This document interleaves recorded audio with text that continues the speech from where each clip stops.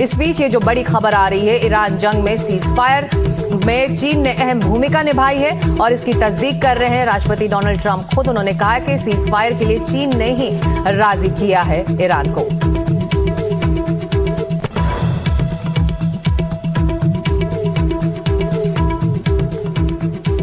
तो अल्टीमेटम की डेडलाइन खत्म होने के 1.5 घंटे पहले कैसे सीज फायर का ऐलान हुआ, क्या है इसकी इनसाइड स्टोरी, क्या है ये पूरी कहानी, इसी को समझने के लिए सीधे चलते हैं हमारे सहयोगी राजीव रंजन के पास, जो न्यूज रूम से हमारे साथ इस वक्त लाइव जुड़ रहे हैं।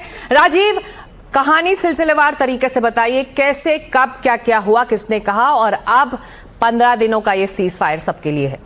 देखिए, इससे पहले दो बातें समझनी होगी। पहली बात यह है कि ट्रंप किसी को क्रेडिट नहीं देते हैं। अगर क्रेडिट दे रहे हैं तो अपने आप में बड़ी बात है। वजह यह भी है कि ये ट्रंप जो है चीन जाने वाले हैं और चीन का ईरान के साथ बहुत अच्छे संबंध है।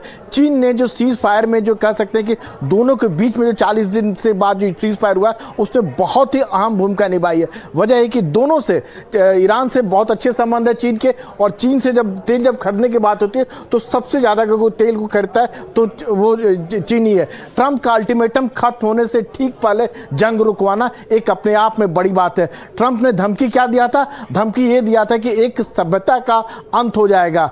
तो ये अपने आप में बड़ी बात है और उसके बाद 1 घंटा पहले अगर होना है अपने बड़ी बात है। ट्रंप को युद्ध रोकने के लिए राजी करना भी अपने बड़ी बात है कि लगातार ट्रंप डेडलाइन पर डेडलाइन दे रहे थे। ट्रंप ने 48 घंटे का नया अल्टीमेटम भी दिया था और उस बीच ये समझौता होना अपने आप में बड़ी बात है। जो हम बात कर रहे थे कि ईरान की सभ्यता को अंत करने की जो धमकी जो दी थी ट्रंप ने, तो उससे लोग अंदाजा लगाते, क्यास लगा रहे थे कि अब अगला हमला क्या होगा।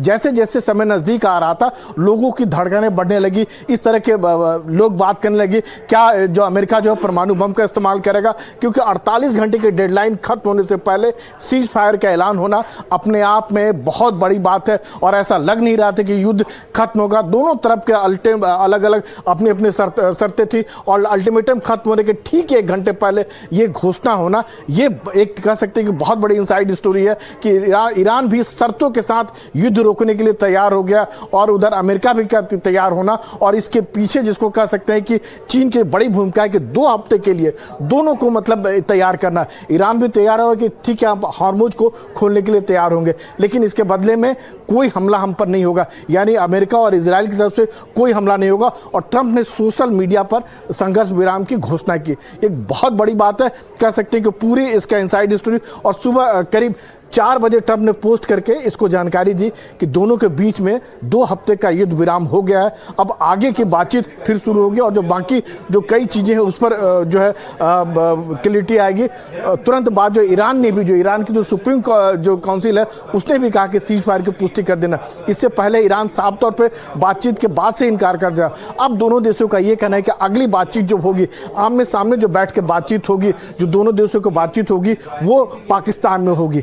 तो इसके पीछे जो है जो चीन की जो भूमिका है बहुत अहम है। दोनों देशों को राजी करना और युद्ध के लिए रोकने के लिए तैयार करना, इसे दुनिया जो कह सकते हैं कि राहत की सांस ले रही है।